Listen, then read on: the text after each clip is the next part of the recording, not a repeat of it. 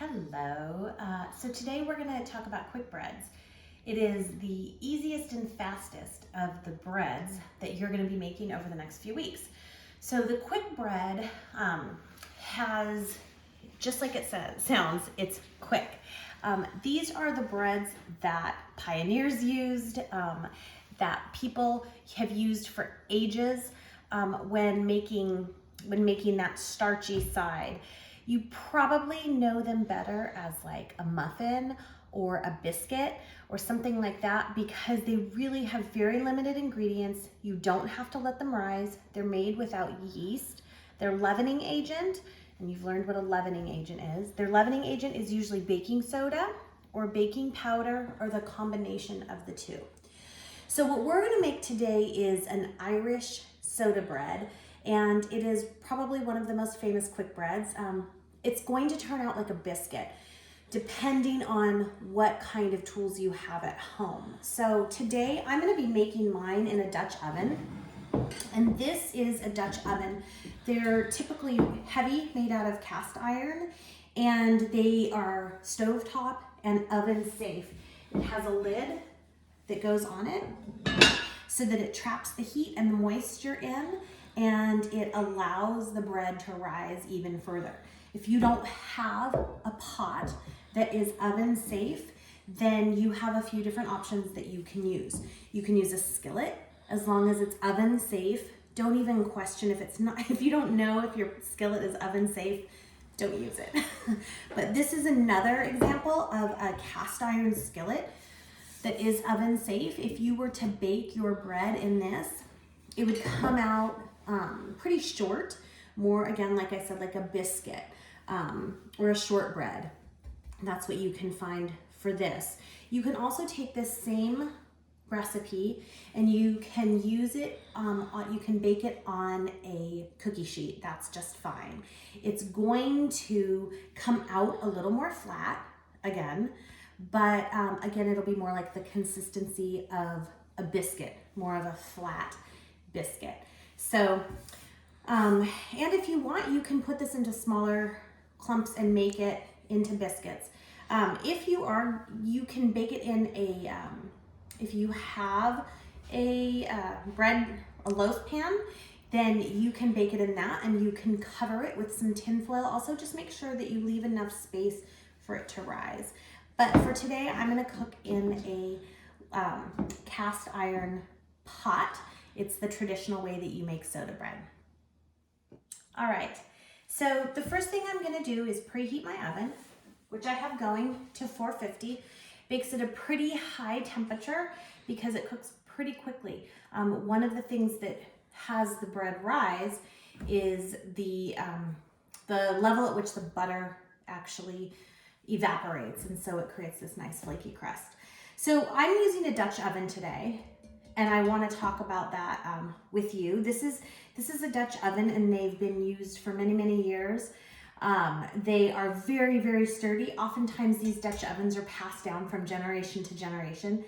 They withstand a really, really high heat. They're made out of cast iron, and so they're extremely sturdy. They do require some care because they are made of iron. They will rust.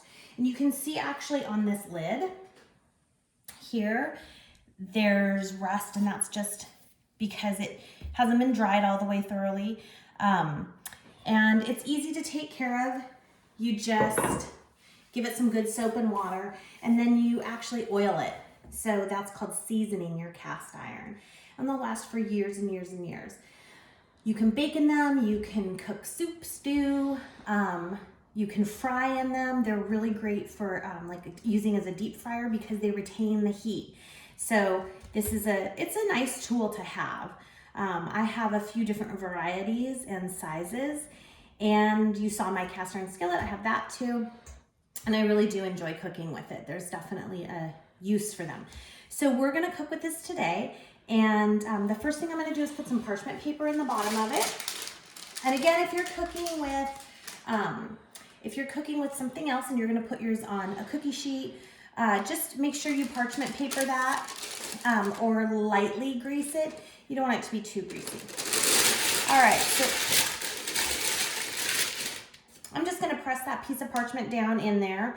It's circular, and so it's not gonna fit perfectly, but it'll do the job. Next, I'm coming over here. I've got my 3 cups of flour in my bowl. And like I said, this recipe is super easy. It calls for a teaspoon and a half of salt and a teaspoon of baking soda. That's it. You know, one thing to check, if your breads, your cookies, and all of that aren't rising and you're using baking soda as your leavening agent, check to see how long you've had it open, because they do lose their potency. It's not like yeast where over time it continues to grow. These can lose their potency. So your recipe calls for a dough cutter, or you can use a fork. I'm going to use a fork. I also have this tool. It's called a Danish whisk. Dough whisk. Danish dough whisk. What's the real name of it? Broad pisker. A broad pisker. And it's actually a tool that's used to mix dough. So your recipe also calls for cold butter. It's really important that you keep this butter cold, and it calls for it to be diced up into small chunks. So my tip for this is actually I take my butter out, and a 1/4 cup is 1 stick of butter, is I take that out and I dice it up beforehand, and then I pop it in the freezer. And that gets it nice and cold, because cutting it is gonna actually soften it some. So if you cut it beforehand and then put it either in the freezer or back in the fridge, you're gonna have a nice cold product. So let me get mine out of the freezer. We'll be right back. All right, you can see that I have my butter cut up into small chunks, and I prefer using a fork. And you can just pop your butter in to your, it's frozen on there, into your flour and salt, and just start combining. You're not going to see it combined thoroughly, and that's okay. You just want to use the back of your fork and press the butter against the side, and then bring a new piece over and press the butter in. Hi, kitty. Aside until it looks like small peas, similar to a pie crust. Okay, once your butter is incorporated into your flour, you'll see just little pea-sized chunks of butter. It's not going to be thoroughly incorporated because it's a small amount of butter compared to the flour that you're using. The next thing you want to do is you want to add your milk. And it calls for somewhere between 1 1/3 and 1 2/3 cups of buttermilk. You can use regular milk with this. That's no big deal. But the reason it calls for a different amount of liquid is because different flours absorb differently. Some of your heartier flours, like whole wheat, they're more absorbent, so they're going to require a little more liquid. If you're using the regular all-purpose flour that we gave you from school, you're probably going to be close to 1 1/3 cups, and that's what I've used right here. So again, you're gently going to fold in your buttermilk, and you can see mine is, or your milk, whatever you're using, mine's still, it's not really coming together. So I'm going to add just a touch more. You can always add more.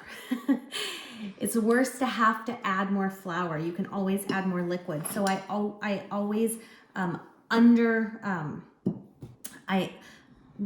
I always try and go under with my buttermilk. So I'm going to add a little bit more. Okay, so I've added a little bit more buttermilk to this, and you can see that it's coming together a little better. Now I'm going to use my hands, because your hands are your best tools in the kitchen. I'm wetting my hands a little bit, and that's because dough doesn't stick to them as much when you have a wet hand. So you keep a little bit of water right here next to your bowl, And as you massage and bring your dough together, your hands aren't gonna get as covered in it. Okay, so your dough is ready.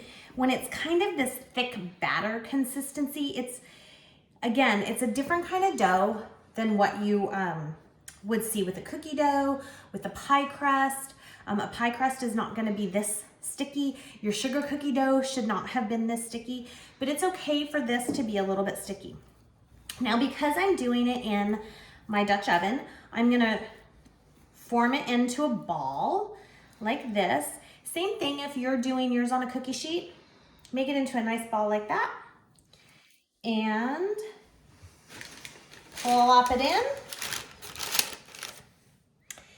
I'm gonna wash my hands, put my lid on, and I'm gonna pop it in the oven for 45 minutes. Okay, your recipe on once you've desired consistency, it's not numbered, sorry, that's my fault. It says to go ahead and slice an X into the bottom. Now there's different ways that you can do this. This is called a lamé, and it's what they traditionally use to make slices into bread. I don't imagine most of you are gonna have this, and that's okay. You can just use a knife. My recommendation is a serrated knife because it's gonna cut through a little bit easier. Now, before I make my X's, I do wanna show you a couple different choices of baking things. Your best choice is to have something covered. If you have a casserole dish at home, you can use that has a lid. Here's one that's kind of small. Here's a bigger one. There's these. You can take this and you can put a tinfoil tent on top to act as a lid. Any of these covered dishes is going to give you a bread that has risen more. If you choose to use a baking sheet, because that's what you have, that's fine.